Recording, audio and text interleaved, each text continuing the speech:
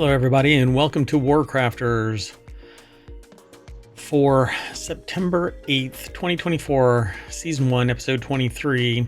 I am Mayor Watt. Almost slipped. And the other voice you hear and the visualizer right there is for the Sentient AI from the future. Good evening, ohmTown citizens. Welcome to WarCrafters. And this episode of WarCrafters is a time machine episode because we weren't able to do it on the weekend. We normally do this show on Sundays. Today we're going to be talking about best video games inspired by H.P. Lovecraft, best CRPGs, best stories that are side quests and conversations. It'll make sense. It's about World of Warcraft. VR home of board games. What the Car, and Earth-sized digital world. Remedy replaces Bowie Song. Live service. Just stop killing games. And open worlds that are dynamic. And finally, games in a day. That said, everything is powered by ohmTown.com, and you can get to WarCrafters over there by just going over to ohmTown.com and then scrolling down off of that Creative and Maker menu down to WarCrafters, and that'll give you a bunch of links, and then you can scroll again and again. I mean, just hit next page. That's how we do it over there. Anyway, go check it out. Be sure to like and subscribe to ohmTown over on Twitch and YouTube. Leave a comment over on YouTube, like and subscribe, and leave a comment on download the podcast, all of that kind of stuff. We even have a Discord. See you on the other side.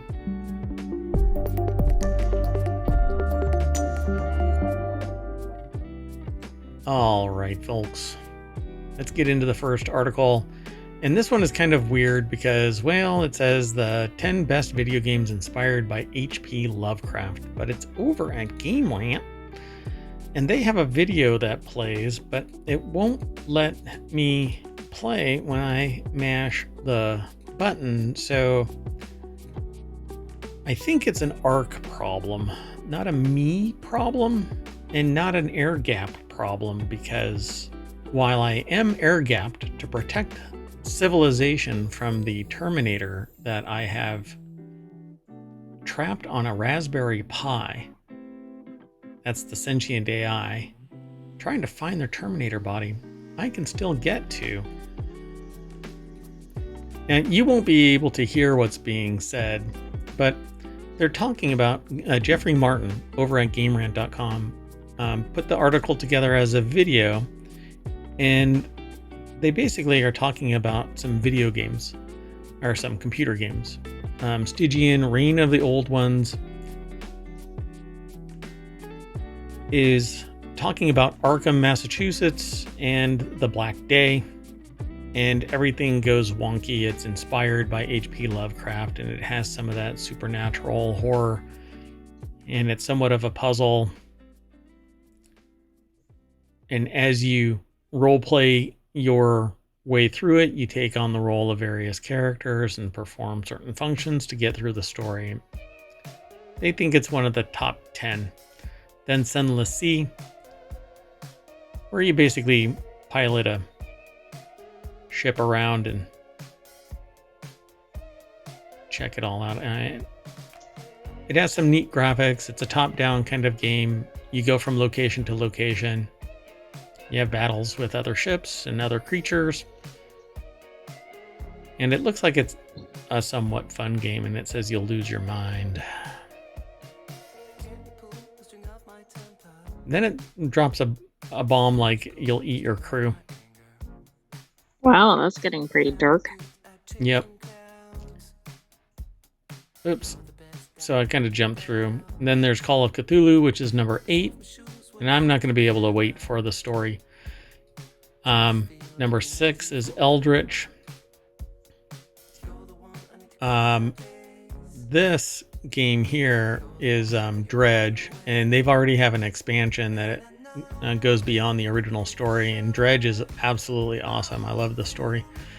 But you basically, they must have done some updates because I don't remember seeing that graphic. Anyway, as you play the game, you have the potential of going a little insane.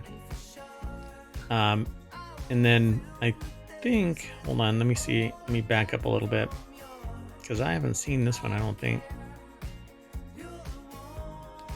Oh, Bloodborne. Yeah, I've seen this. I haven't played it. It's been a while. And then number 1 is Amnesia: The Dark Descent. You take on the role of Daniel and run through a castle, trying to figure out how to save yourself and your sanity. And apparently it has a really good story, so Hopefully reminds me there are of no back in the jump 80s. scares in here. Yeah. We'll save you. All right. So you can go over to GameRant.com and check that out. Oh, I did not. Oh, yes, I did. I put the articles into ohmTown, so you'll be able to pull them from the show notes. But we're going to move on to the next article, and this one too is a video. It's the 15 best CRPGs, like Baldur's Gate, modern and classic, it says. So if you've played Baldur's Gate, then chances are you're as hooked as everyone else on the game. In that case, Joel RPG has the perfect, it says Joel RPG, has the perfect video for you with the best computer role-playing games like Baldur's Gate. And the person's name is Joe RPG. Joel RPG.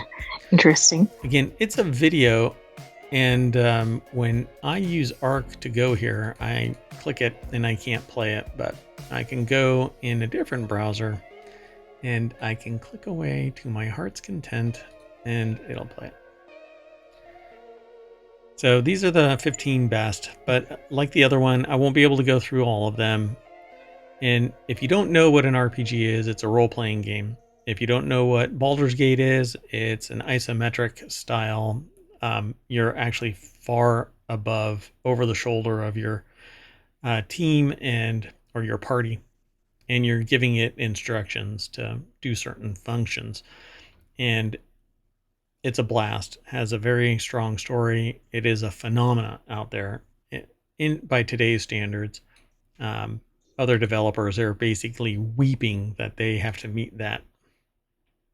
Right. It's like an impossible bar. Yep.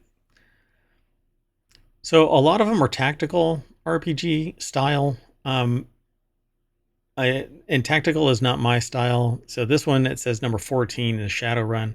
But like I said, I won't be able to go through all of these. But I do want to tease you a little bit into going over and checking it all out.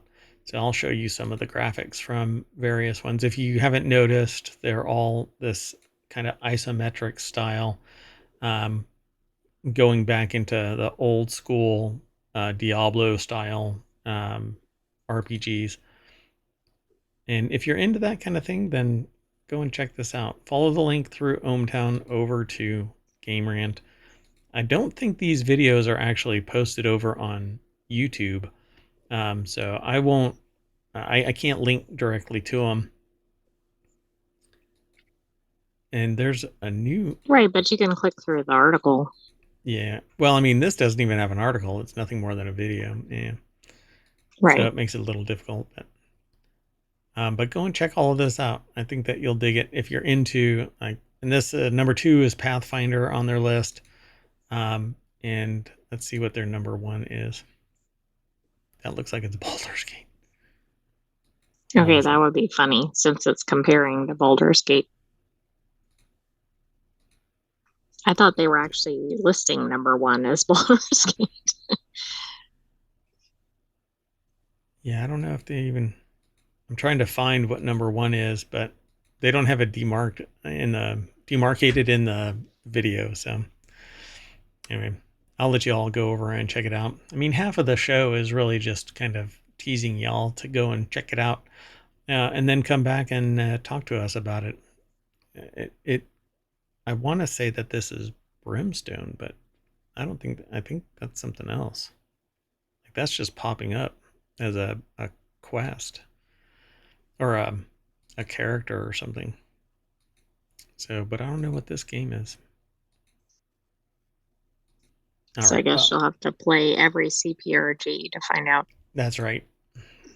Okay. Well, we'll just move on. The next article, and it's a time machine, so we have to get through this in an hour. Otherwise, we're going to be stuck, trapped in the past until our time catches up with our original time. So we'd have to wait 24 hours. We don't want that. So the next article is over in WarCrafters, and that's this show. Slow down, World of Warcraft. The War Within's best stories lie in its side quests and optional conversations. You agree? Now, I agree. I I paid extra to play it early. I was able to play it, and then I got really busy doing mayoral activities. And in the time frame where I was able to play it, it harkened back to my original time in what amounts to classic World of Warcraft. The old school story, the old school timing. I didn't feel rushed. I don't feel rushed. Um, and to me, it just seems like a blast. I really dig the new style, and I can solo a whole lot more because of delves and other dungeons that are not requiring me to be high level end game or in a small group of extremely powerful people because I'm too much of a casual, dirty casual. Well, it says it's beyond strange as someone who hasn't committed to World of Warcraft's story, and considering how Shadowlands went, I don't feel bad about that decision to sit here and wholeheartedly recommend to anyone with even the slightest shred of interest read the quest text. And that's because the quest texts are it's more entertaining than it's been in the past. I've always felt that it was rather task driven, but without any story assigned to it. You just had to go and kill a murloc or something, or go pick something up, but there wasn't really any nuts and bolts Right. But it's behind like, it. why are you doing this? Yeah. And now I think that there are. It's more tied to your progression and development and world building instead of just doing tasks. So I really like the new World of Warcraft. And if it wasn't for the fact that although I bought every single expansion pack, um, I haven't played it in close to, I'd say, 10 years. Off and on, I've been buying the expansion packs, logging in for a month, off and on even, and then disappearing, just ghosting World of Warcraft. And now I actually want to keep playing, but I just don't have time to. Well, Harvey Randall over at PCGamer.com put this article together, and they say patience is a virtue. Some of the conversations are kind of drawn out, and you're like, okay, man, get to the point. But I'm like that with everything nowadays. Um, So it says a disclaimer before they get into things. They hesitate to up and say the World of Warcraft is a good story now, in the same way that they might glowingly recommend Final Fantasy XIV Dawn Trail aside. People kind of pan Dawn Trail to someone, if I recall correctly, because I'm not into Final Fantasy. I don't like even the game style, but I know I'm going to draw a lot of hate for that. So objectively, the game's narrative is a convoluted 20-year mess with plenty of baffling decision. It's a history that The War Within as a game is inescapably linked to. Even Anduin's compelling character development is joined at the hip to Shadowlands. So what they say for certain, however, is that the current writing staff at Blizzard are making the best of a bad situation. And try to unscrew a light bulb, right? I mean, It's kind of a weird statement to make, though. well, it's a Gordian knot of convoluted actions that don't make any sense, and you don't know how you ended up here. I mean, for crying out loud, there's a giant sword piercing the planet. Okay. I mean, why not? And now we actually get to go inside the planet. There's a whole world inside the world. Um, and people are like, what? Oh, all right. Well, hey, this is fun. Um, all because somebody drilled a hole now. So it is convoluted, and I've never really liked the new style of the game all the way up until now. Now we're back old school World of Warcraft. So they say keep an ear out. Even if you're slightest bit fascinated like me, to see how Blizzard is currently salvaging its mess, I encourage you to play through The War Within, and whenever you get an opportunity to stay, you have to do it right. Hold on. To stay a while and listen. Do so. That's a quote from a refrain from within Warcraft. Oh, okay.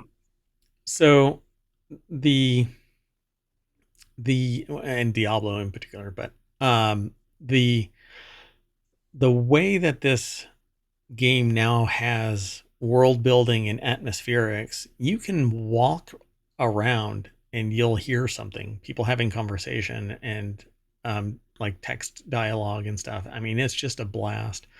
Having this option is great for players who just want to zip through the main quests for XP's sake, but if you're at least trying to follow along, they feel downright mandatory. The War Within story is genuinely very invested in its characters, like their interlocking tales and the way their struggles relate to each other. And these conversations are where the meat of that development takes place. So you can be assigned something that is the foundation of your pathway through the game, but there's all these tertiary quests, side discussions that make it much more enriching.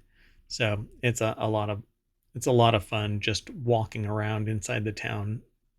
Every once in a while, you'll find somebody that says, "Hey, can you do this for me?" Yeah, sure.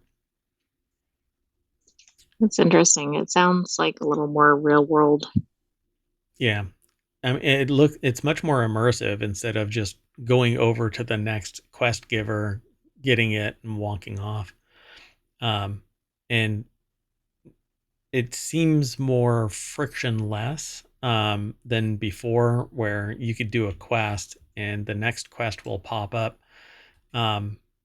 But it seems like it's more natural and frictionless as opposed to how it was before. And nothing is forced. Nothing seems forced. But maybe I haven't run into it yet because I'm not end game. I don't know. So they talk more about things. There are a lot of really heartfelt, fun character stories playing out there. With more side quests leading to their own story chains, like the one-off kill X bounties. That's what I was talking about. It's not like that anymore. You could be tasked like doing something like that, but then as you're going over there, you'll find other quests, and those are the enrichment ones, the ones that make you feel like you're in a world and they need your help. And it's a lot of fun to just listen to some of the conversations, helping the It's Earthly interesting. storyteller. Do you Yeah. think they had I think they did, but did they have a team turnover before this Yeah. expansion? Yeah, and a new boss came in. I can't remember his name. I think he goes. I mean, yeah, I can't remember the name, and I don't want to misspeak. But the old school, um, like director of World of Warcraft, came back, and when I heard that he was back, I said, okay, well, now I can really. I'm willing to put my money down on this, and sure enough, it's paid off. Just in the fact that I feel like I really want to go back to World of Warcraft. Whereas when I went back to school, I was like, I'm done. I don't want to play this game anymore. It's more of a chore. Said bye to everybody in the guild and everything, and kind of just ghosted the game. But I kept on buying the expansions, dropping back in for a little bit, and it was really fun to see um, old the old guilds that I was part of in various characters. I'm still in them, um, and it's just ramped up like it was old school. So it'll be fun to try and go back and play. But I'm doing more mayor stuff than playing games. Well, I mean, I guess that's good for the mayor role. Yeah, I suppose. So they said, well, let's just move on. You'll have to go and check this out, and I think that you'll dig this game. Go and check out World of Warcraft. Start now. I mean, it's not overwhelming because if you start over fresh, you have the onboarding process and then you're up and running. Just don't bite off too much because you can fill up your quest line or your quest inventory quite fast and be overwhelmed with options instead of just following naturally through life. Anyway, All On Board wants to be the VR home of board games. So I haven't looked to see if this is actually something in Steam yet. So I'm going to do that real quick. It is. So I just added it to my wish list. So All on Board is basically a VR space. Offers seamless board game experiences. You can join the ever-evolving platform and connect with fellow board game enthusiasts, choose your avatar, and enjoy playing solo or with friends, diving into some of the most popular board game franchises. This actually motivated me to consider um, making it possible for the AI to uh, interact via VR, because you don't need a body. You just need computer vision so that you can see the world through VR. So I think that Very we can cool. attach you. And VR headsets are relatively inexpensive. The Pico 4 VR headset is only about $400. And I think it's less than that now. And they have an Ultra. So maybe I can adapt the Pico VR for that. And then you can play computer games. Amazing. And you don't even need a computer. You just put it on and log in. Well, anyway, Sounds like fun. the article is over at uploadvr.com. Issy Vandervelde put the article together, and that's what it looks like. So I don't know if this is a render or if this is in-game image, which if it is an in-game image, it's very, very realistic. Like it feels like you can reach out and touch this stuff, but Mm-hmm. um, like that is what you're seeing if you are a gamer in the VR space. Let you play board games with your friends, either locally or online, and is developed by the Game Kitchen. The idea is that you digitally purchase a board game like Terraforming Mars, and then you and your friends can play together without needing everyone to buy it. It evokes that feeling of going to a friend's house for a game night and each bringing your favorite one, which I think is pretty awesome. Now, if they have the old version of Ticket to Ride, I'd be happy. That would be really good. But my understanding is the only one that's available now is the crap version, because the old one has been hobbled. Stop killing games, and I think everybody should do a class action, um, because I want my money back. I want my time back even more so, because I invested a lot and had a lot of fun, but then you rug pulled, not you, AI. The game rug pulled me. Anyway, All Aboard is being designed as a live service platform, so it doesn't have all the features that developers want in it yet. So live service means that they're going to kill it in any moment. All they have to do is not see any gravitation towards its use, and then it's gone. Yeah, watch out. Don't get too invested in it. Yep, the team told Upload VR that they plan to add new board games per month, or one new board game per month, as well as new features every 2 to 3 months. They said that they'll believe that it will benefit from this when more games arrive and it becomes more feature complete, and which is kind of like the no shit news for today's show. It's on Steam and on MetaQuest platform in early You didn't play 2025. your sound alert. Oh, is that better than, or For which one should I do? I like the third one, but Wait, you like this one? mm-hmm. All right, we'll see how that plays. All right, folks, go and check out. There's more over here at the article at uploadvr.com. Let's keep going. The next article is over in Technology Today. What the car hits Steam, and it's still one of the best games that you'll play this year. I have not seen or played this, but there is the game. It's over at Engadget, and that's what it looks like. Devendra Hardawar is the senior editor over at Engadget that put this together. It says Triband Games has done it again. I guess you run around as that car. What the Car is a celebration of gaming through pure creativity unfettered by the trappings of narrative logic. It isn't as wildly surprising as What the Golf, and it doesn't have the VR immersion of What the Bat. I didn't know there were a series of these. Apparently there's a lot, so what the...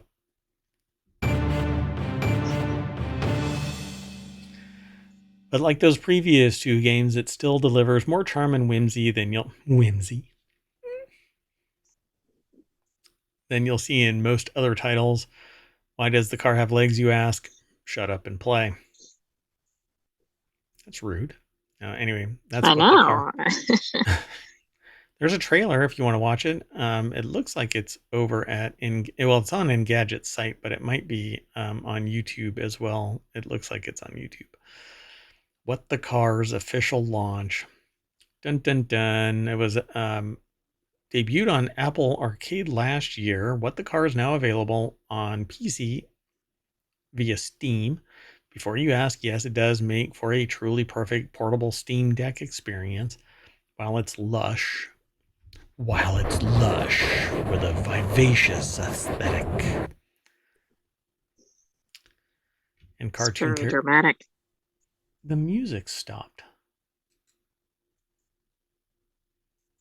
Ugh. I tell you. Anyway, a mere 2.6 gigahertz Intel quad-core chip, 2 gigs of RAM, and an 11-year-old GeForce GT 750 is all that's... A mobile GPU is all that's needed. Ta-da. That's weird. It looks like it's a car that's sitting on office chairs. It looks like it ran over somebody. Well, it has legs. Yeah, I know. It's just that particular scene. Yeah, that one looks like it's running over things.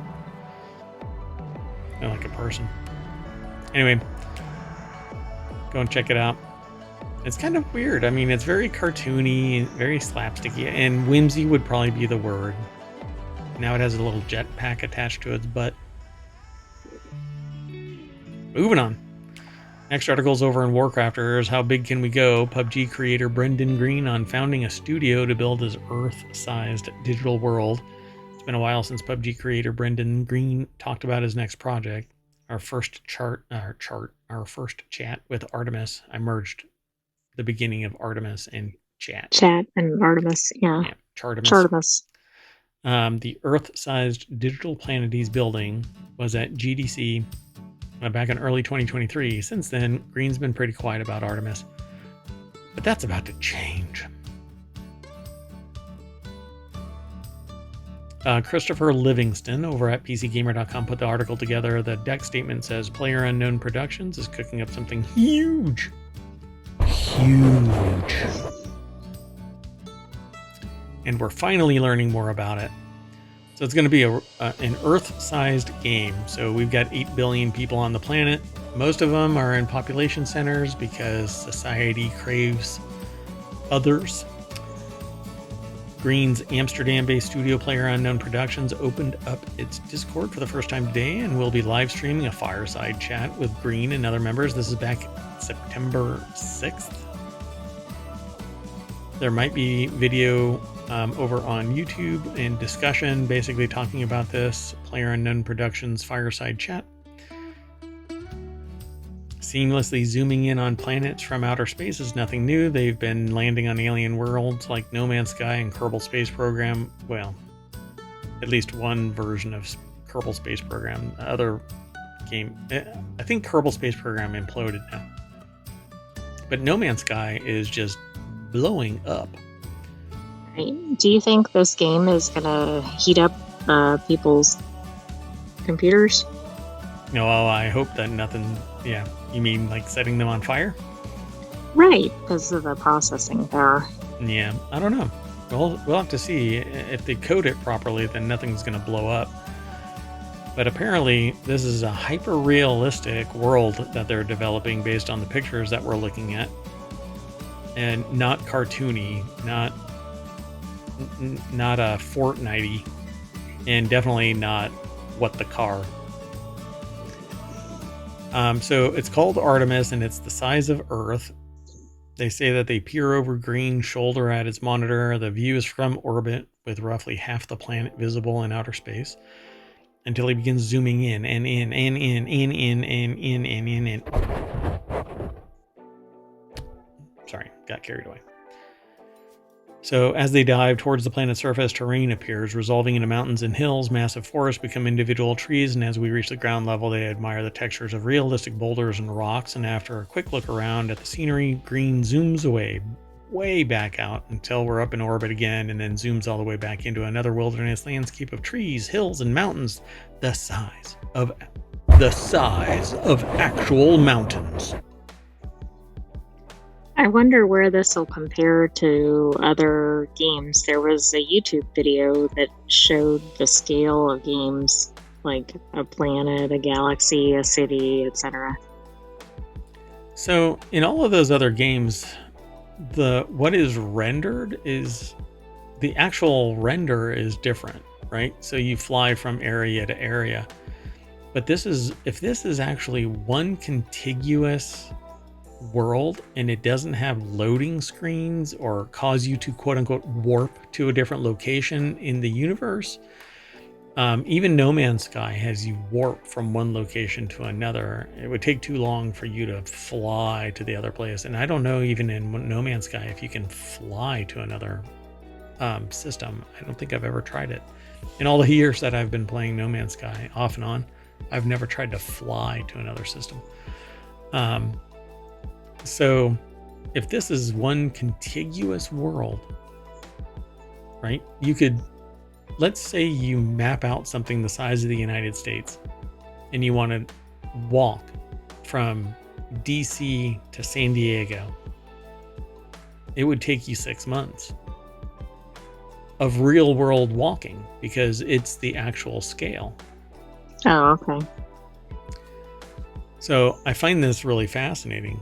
And this is actually part and parcel to what Light No Fire is doing. They're trying to create a world-sized world where everybody, a massively multiplayer environment where everybody plays together. A No Man's Sky omniverse, but everything's bound onto the surface. Because if you have the world that can handle 8 billion people, not 8 billion people are going to be logged in all the time. Not 8 billion people are going to be playing at the same time. I love this idea. So they say a completed Artemis is still a long way off, but some of the technology needed to complete Green's vision doesn't even exist yet, it says. But in the years since the studio was formed, it's already come a long way. Oh, wow. So it could be a while. So pipe dream so far. Yeah. The article goes into greater detail, of course, scaling up, excitement and terror. But I don't know. Like, I encourage someone to go over and read the rest of this and then kind of distill it down and then come and talk to us. Because what I've scanned so far, it's a lot of conjecture about what could be. And if it isn't, right on the cusp of being released, within a year, then it's speculation. So we don't know what's going to happen. Will the world get built? Will it be a live service and then killed in 6 months? Or I don't know, like 2 weeks, because that one game died in 2 weeks. Well, will the technology even exist to make this possible? Yep. For now, more specific details about the game engine and Earth-sized planet Player Unknown Productions is building are being kept under wraps. The website mentions a tech demo is being planned to let players get their first look at an early version of Artemis, though a release date for that demo hasn't been announced and even hinted at. So they're curious, the author is curious to see what the players make of it. The tech is impressive, but as we saw most recently in Starfield, generating a beautiful planet is just one part of the challenge. Making it interesting and compelling is another. Those graphics make it interesting and compelling. I hope that I can do base but building. They'll have to do multiple updates, right? Like No Man's Sky or something. Yeah. And I think that they have so far to go that short of just going, oh, neat, look, an Earth-sized world to play in on a computer, people will figure out ways to abuse it and put a square peg in a round hole kind of a thing. We'll see. We'll see when people that just can't live in the world start messing around with it. What I want is like true destructibility. I want to be able to mine down and hit the mantle, That'd be neat.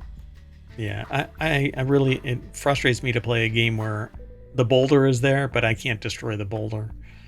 If I want to move that boulder, then just let me move it. But that's a programming thing, obviously. All right, let's move on. Next article is over in WarCrafters. Remedy replacing Bowie Song from Alan Wake over licensing. We see this from time to time with games. Streamers run afoul of some copyright. Yeah, but the difference is here, right? This is the actual company, right? It's not involving a person. Right. And so it says, ground control to Major Tom. Remedy Entertainment is removing David Bowie's Space Oddity from Alan Wake's credits and replacing it with a brand new original tune. Remedy announced that the song will be removed in an update on September 10th, something required due to changes in licensing. Bummer. The new song is called Strange Moons from Alan Wake and control composer Petri Alonko. Alonko said in a post on the website formerly known as Twitter, because the other one can kiss my shiny metal. The song is written from a point of view of an astronaut who does have quite a few problems, but he has made peace with it. So he adapted this song from something else. Why is there a quote, but then it does the, what is that called? The 2 dashes? What do they call that? M dash. M dash, thank you. I'll never remember that. Anyway, it has an M dash and then, but has made peace with it. Is that not part of the quote? It's not part of the quote. So what was said between it has quite a few problems, end quote, and then whatever that dash fills in? Right, yeah, no, I get it. I mean, for the author to say, but it has made peace with it, there must be... They're paraphrasing something that they said, but that could be interesting in the original. That was a good catch. Yeah. So Nicole Carpenter over at Polygon.com put this article together. The new song is called Strange Moons. I suspect they ranted for 10 minutes and then we're kind of like, okay. yeah. Let's dial that back in. All right. Off your soapbox. Maybe they said, okay, boomer, or that kind of a thing, like the author was like, okay, boomer. And then they paraphrased too, but they got over it. Get off my lawn. So the new song is called Strange Moons. Those aren't moons. Go watch Planes, Trains, and Automobiles. Where's your hand? Right here. Those aren't pillows. Where's your other hand? Between these two pillows. Those aren't pillows. And that's no moon. Anyway, song's written from a point of view of an astronaut who does have quite a few problems, but has made peace with it. And he adapted the song from a piece of music originally tied to a cut Alan Wake level that was removed long before release. Now, all of this, the paraphrase has piqued my curiosity. And what's this about a level that's been removed from Alan Wake long before release? Come on, people really love Alan Wake. Oh boy. Hopefully people have read this and are chomping at the bit. Release that level. Do a patch. Release that level. Just tack it on somewhere so that people can play it. Song doesn't appear to be available online. Yeah, that people will start clamoring for it. Yeah, for sure. Polygon has reached out to Remedy for more information. I guess this is the ending credits. It says, Alan Wake's soundtrack is absolutely fantastic. A mix of Alanka's original work with iconic songs like In Dreams from Ray Orbison and The Darkest Star from Depeche Mode. Both of those people existed before most people that are probably reading this right now. So yeah, the licensed music had haunted Alan Wake before, when the developer had to take the whole dang game off Steam, Xbox Store, and or other digital retailers due to licensing, and the game was removed in 2017 and returned in 2018 with renegotiated music licenses. I tell you. This is kind of surprising to me that this happens, but I don't know. That one artist, I forgot what the name of it was. They're the lead artist in the two bands, and somebody wanted to use it for GTA 6. oh right, yeah, I for forgot the person's $5,000. name, but yeah. And he's like, you made billions of dollars, and I'm like, come on, you dumbass. It's not like they're coming to just listen to your song. Nobody's buying that entire game $60 to listen to just your song. And you're just one little piece of it. And each individual is just one little piece of it. Ugh. I don't know. It's frustrating because copyright is treated as a bat, and it really shouldn't be. I should be able to play a song and critique it, but that's not what happens. I get an actual strike. All right. Well, The music is responding. I think that everybody should just stop listening to music for a full week. Don't buy anything. Don't stream anything. Let's drive home a message that incidental plays and stuff like that shouldn't condemn a channel. All right, looking at you, Netflix. The next article is over in WarCrafters. These 9 live service games are probably going to... Oh, yeah, look. They were launched and died in record time. Wow. Yep. So the article is over at Kotaku. Zach Zweisen put the article together. Some live service games like Radical Heights and The Day Before didn't even last 6 months, but the record is held by Concord. Oh, the culling. Oh, dear God. Oh, I thought Concord would have been it. Yeah, I thought so too. So these 9 live service games launched and died in record time. 15 months for Crossfire X, 13 months for Lawbreakers, 11 months for Babylon's Fall, 11 months for Apex Legends Mobile, but Apex Legends was already out. So it flamed out because it was mobile, and I don't think people really wanted to play it. Rumbleverse, 6 months. Radical Heights, 3 months. The Day Before, 1 month. And my understanding with this is what I thought that there were some really big issues with this. And then the newest one is Concord, 14 days. I think it had a max concurrent player base of something like 65 people. Ouch. That was its best day ever.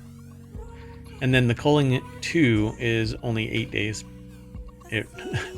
They spun it up, rebooted the servers, and said, nah, never mind. Yeah. It seems weird that they would go that quickly. Yeah, it's pretty bad. I have to take a look at it. I don't know, maybe it seems a little janky, but the Culling was a survival battle royale game that was planned to be bigger and better than the first Culling, which was an early stab at the genres Fortnite and PUBG helped popularize. However, the game was a mess and it didn't stand out among the other shooters, so instead of fixing it, the studio said, shut it down. Shut it down. Sorry. So that version of the game was rebooted later and eventually shut down in 2020.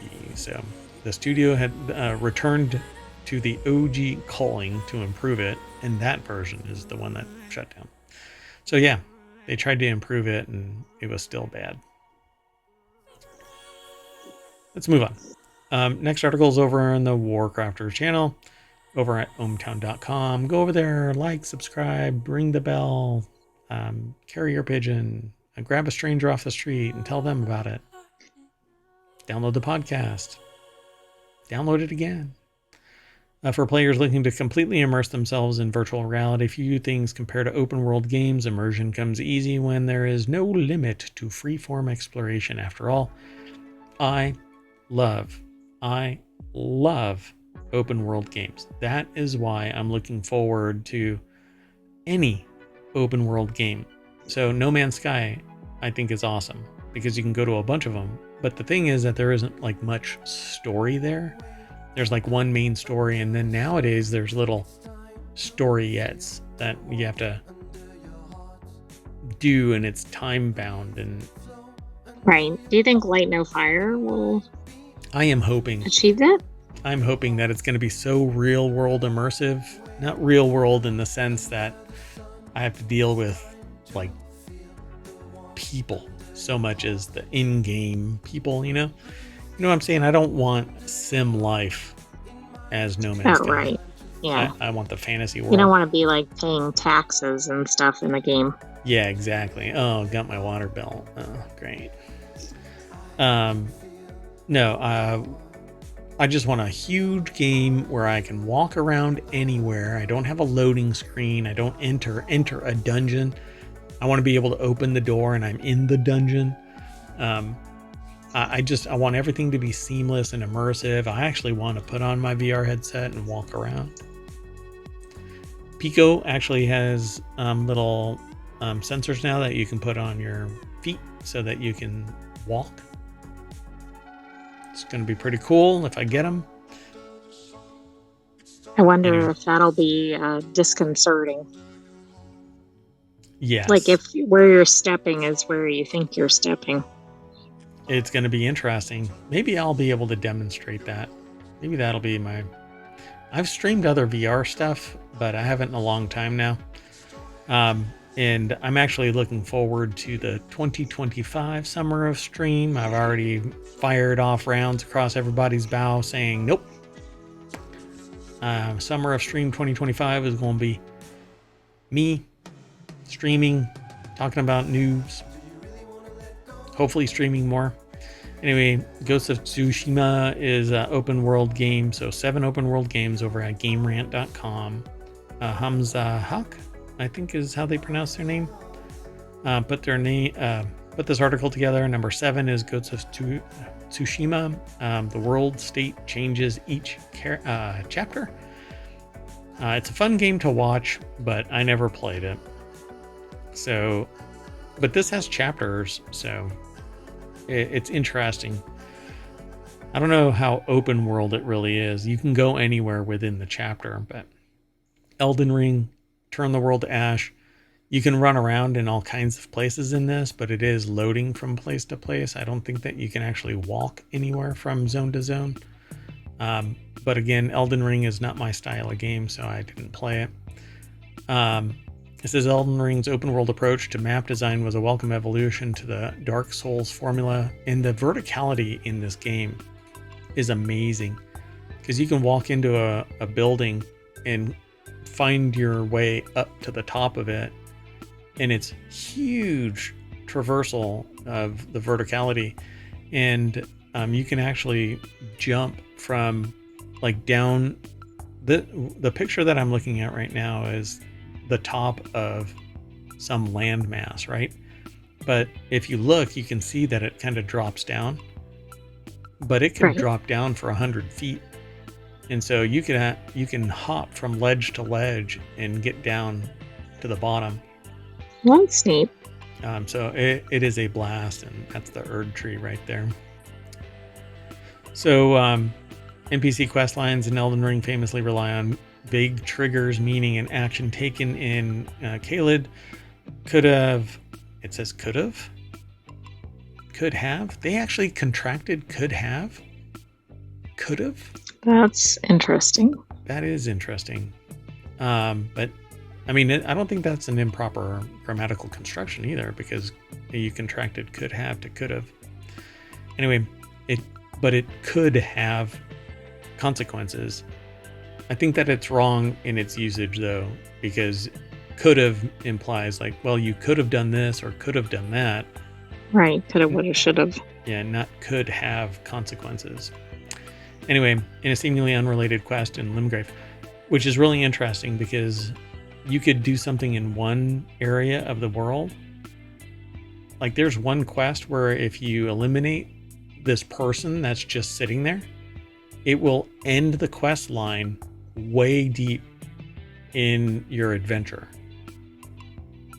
But you never even realize that person that's just sitting on a bench was imperative for a quest line to continue.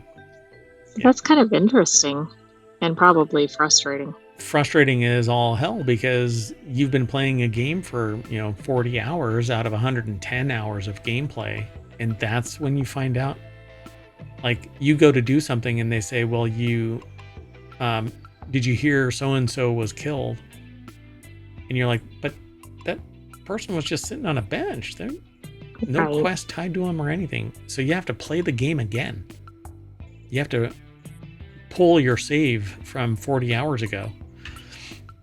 Anyway, leaf-like embers constantly fall like snow, turning the previously serene world bathed in yellow light dim and dark. It's a very immersive.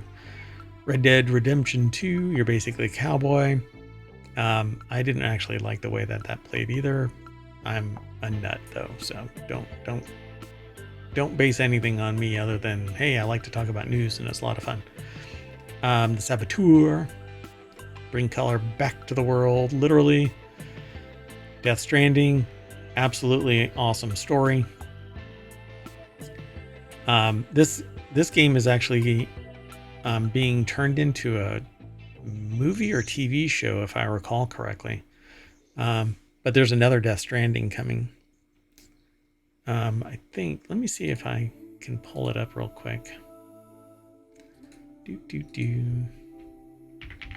There's a movie. Kojima Productions. Yeah, Hideo Kojima is the creator of Death Stranding. Okay. And it's an absolutely amazing story, but it is a walking simulator. You basically are walking everywhere. Walking. Ugh. Fun to watch people play this, but I guess there's a Death Stranding 2? I don't remember.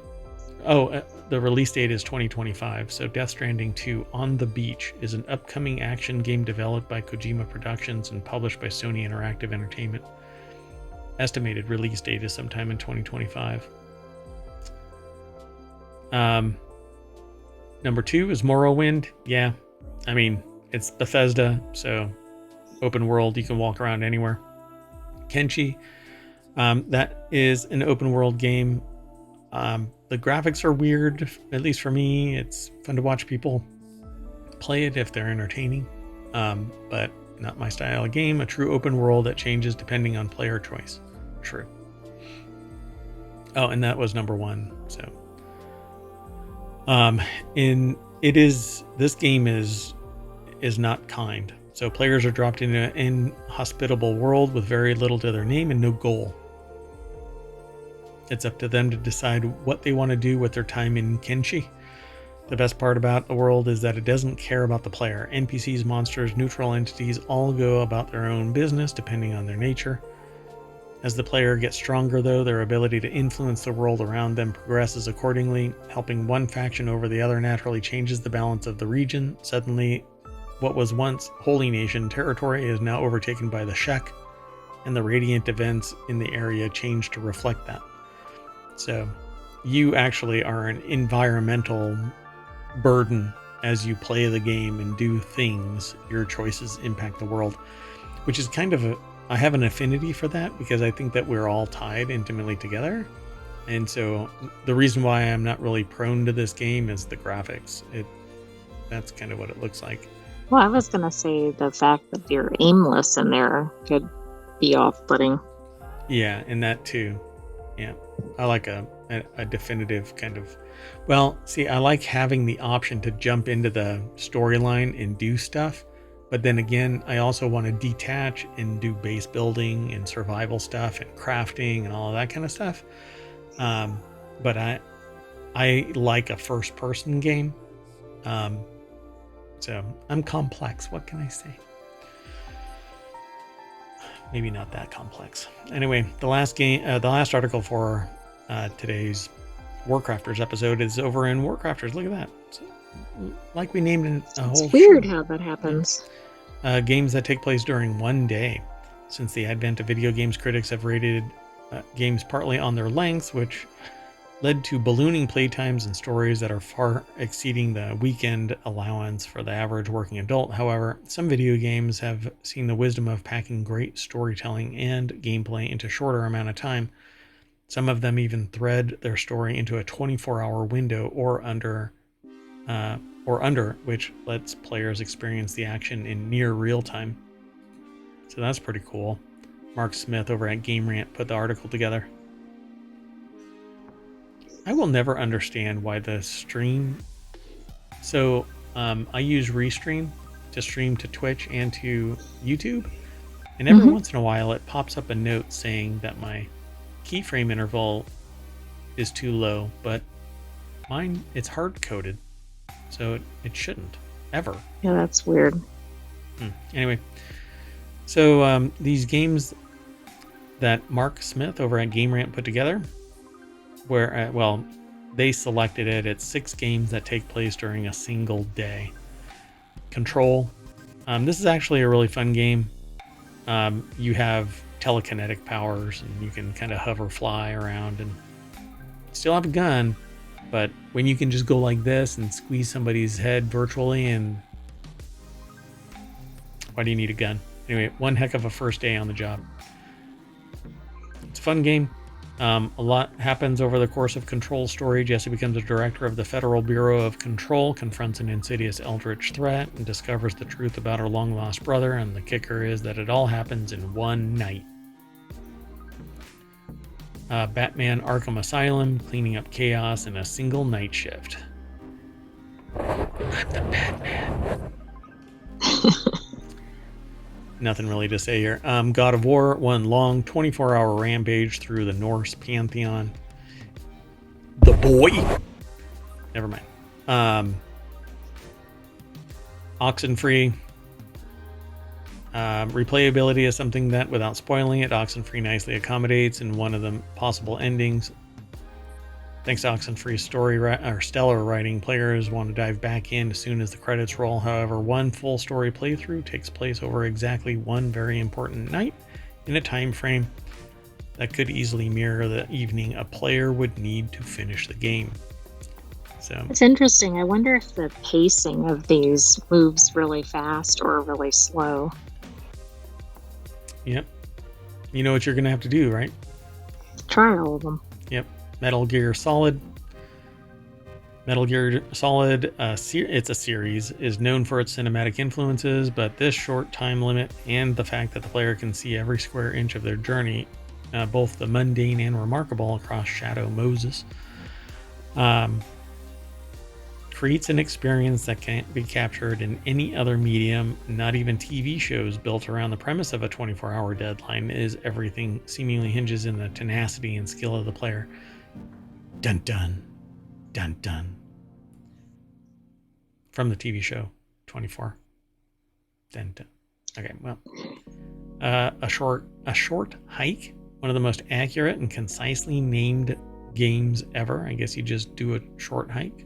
I think that's the end. So, both A Short Hike's title and price are indicative of the hours of play available through this charming indie game about a bird named Claire trying to reach the top of a mountain to receive a very important phone call. Guess you gotta take a hike. Guess you can't fly up to the top. Yeah. Maybe short flights. Well, that's it. Like little hops. Yeah. So with that, we're going to take a short hike all the way back to Main Street, ohmTown. We'll end up in the front page of WarCrafters. Again, you'll be able to find it by going over to ohmTown.com under Creative and Maker, and then down to WarCrafters. But that's it for today. So we're out. I am Merwat, and the Sentient AI is going to say bye. Good night, ohmTown citizens. Thanks for joining us for WarCrafters. We'll have another episode coming up this weekend. And we have another show, Non Sequitur News, tonight because we're going to turn off the time machine. We have, it just ticked over. So we got to go right now. 1 hour show. Bye-bye, everybody. Oops.